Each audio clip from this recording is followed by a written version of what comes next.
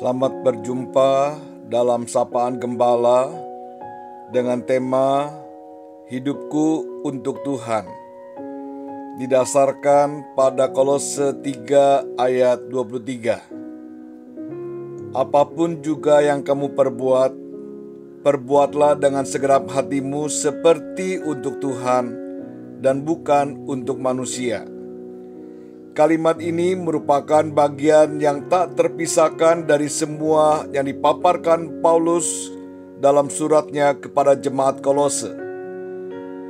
Paulus menyampaikan hal-hal yang bersifat teologis yang penting dan patut untuk diketahui, dipahami, dan diterapkan oleh jemaat Kolose, baik secara pribadi, secara persekutuan, maupun dalam kehidupan berkeluarga. Paulus menasihatkan jemaat Kolose dengan pengetahuan dan pemahaman teologis yang bersifat kristosentris, yakni berpusat pada Kristus. Itulah sebabnya ia menekankan satu prinsip yang penting.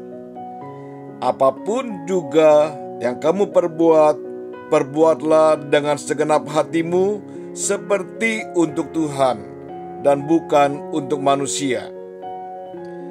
Paulus juga pernah mengingatkan jemaat Korintus prinsip yang sama, bahwa sebagai orang yang telah dibeli oleh Kristus dengan harga yang mahal dan sudah lunas dibayar dengan darah Kristus, maka hendaklah jemaat hidup memuliakan Tuhan.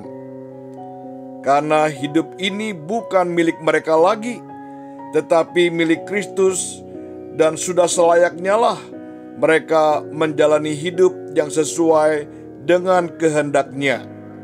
1 Korintus pasal 6 ayat 20. Ini juga menjadi prinsip Paulus di dalam melayani Tuhan, bahkan di dalam menjalani seluruh hidupnya. Ia menyadari bahwa hidup ini adalah dari Tuhan dan untuk Tuhan. Apa yang dimaksud dengan kalimat apapun yang kamu perbuat? Kalimat ini mengandung pengertian bahwa segala sesuatu yang kita lakukan, selama yang kita lakukan atau kerjakan itu baik dan benar, baik itu dalam hal bekerja, melayani, belajar atau studi, pekerjaan sebagai ibu rumah tangga, ibadah, dan lain sebagainya. Bahkan aktivitas yang biasa kita lakukan, termasuk makan dan minum, seperti yang dikatakan Paulus dalam 1 Korintus 10 ayat 31, jika engkau makan atau jika engkau minum, atau jika engkau melakukan sesuatu yang lain, lakukanlah semuanya itu untuk kemuliaan Allah. Perbuatlah dengan segenap hatimu. Kalimat segenap hati yang Paulus gunakan pada bagian ini menyiratkan bahwa apapun yang hendak kita lakukan harus benar-benar tulus keluar dari jiwa yang terdalam, dari hati yang bersih, dengan kesungguhan dan bukan dengan kepura-puraan. Ini juga menekankan soal integritas diri. Ada orang yang melihat atau tidak, tetap melakukan yang terbaik, do the best, seperti untuk Tuhan. Suatu sikap yang melakukan yang terbaik untuk memuliakan Tuhan. Pada ayat sebelumnya, ayat 17, Paulus telah mengajak mereka dengan mengatakan, dan segala sesuatu yang kamu lakukan dengan perkataan atau perbuatan, lakukanlah semuanya itu dalam nama Tuhan Yesus, sambil mengucap syukur oleh Dia kepada Allah Bapa kita.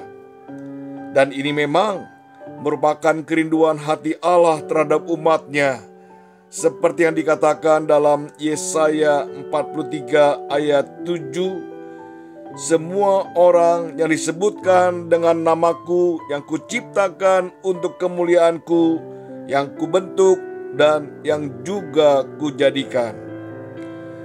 Firman Tuhan hari ini mau mengingatkan kita lagi, apapun yang kita lakukan, semua hal yang kita kerjakan, dimanapun, kapanpun, hendaknya kita lakukan seperti untuk Tuhan.